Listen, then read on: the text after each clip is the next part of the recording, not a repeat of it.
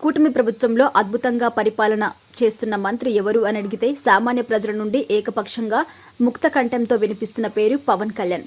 ఉప ముఖ్యమంత్రిగా బాధ్యతలు చేపట్టిన రోజు నుండి పవన్ కళ్యాణ్లో భయం, బాధ్యత రెండూ పెరిగాయి. జనాలు మాకు ఇంతటి అద్భుతమైన విజయాన్ని అందించారు. వాళ్ళ నమ్మకాలను వమ్ము చేయకుండా చాలా జాగ్రత్తగా పనిచేస్తున్నారు. చరిత్రలో ఎన్నడూ లేని విధంగా 13,000 గ్రామాల్లో గ్రామ సభ నిర్వహించి ఆ సభల్లో తీర్మానించిన సమస్యలను పల్లె పండగ పేరుతో యుద్ధ ప్రాతిపాదికన పరిష్కరిస్తూ ముందుకు బుల్లెట్లాగా దూసుకుపోతున్నారు. దీంతో స్వాతంత్ర్యం వచ్చిన తర్వాత ఇప్పటి వరకు రోడ్డు నుంచి మంచినీరు, విద్యుత్ సౌకర్యం లేని గ్రామాలు కూడా నేడు అభివృద్ధిని చూస్తున్నాయి. దీనివల్ల జనాల్లో పవన్ కళ్యాణ్ పేరు, క్రేజ్ వేరే లెవెల్కి చేరిపోయింది. డిప్యూటీ సీఎంగా ఉంటూనే ఇవన్నీ చేస్తున్నాడు అంటే ఇక సీఎం అయ్యాక ఎన్ని చేస్తాడు అంటూ సోషల్ మీడియాలో నెటిజన్లు ఆయనపై ప్రశంసల వర్షం కురిపిస్తున్నారు. ఇప్పుడు లేటెస్ట్గా ఆయన మరో అద్భుతమైన కార్యక్రమానికి అధికారుల చేత పూర్తి చేయించారు.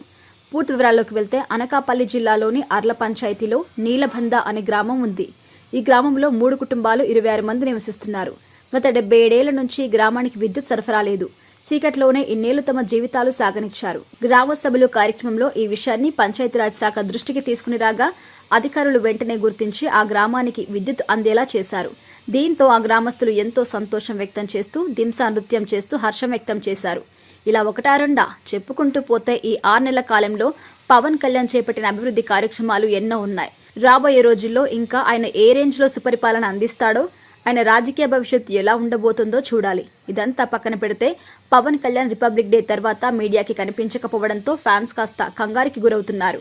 ప్రతిరోజు ఏదో ఒక యాక్టివిటీతో పవన్ కళ్యాణ్ ఫుల్ బిజీగా ఉండడం, దానికి సంబంధించిన ఫొటోస్ కానీ వీడియోస్ కానీ సోషల్ మీడియాలో వైరల్ అవ్వడం చూస్తూనే ఉన్నాం. కానీ గత 10 రోజులుగా అలాంటివేం లేవు. దీంతో అసలు పవన్ కళ్యాణ్ ఎక్కడున్నాడు, ఏం చేస్తున్నాడు, అసలు ఇండియాలో ఉన్నాడా లేడా? ఢిల్లీ ఎన్నికల ప్రచారాలకి రావాల్సిందిగా బీజేపీ అధిష్టానం కోరినప్పటికీ కూడా పవన్ కళ్యాణ్ ఎందుకు రాలేదు వంటి ప్రశ్నలు ఇప్పుడు ఫ్యాన్స్ లో తలెత్తుతున్నాయి.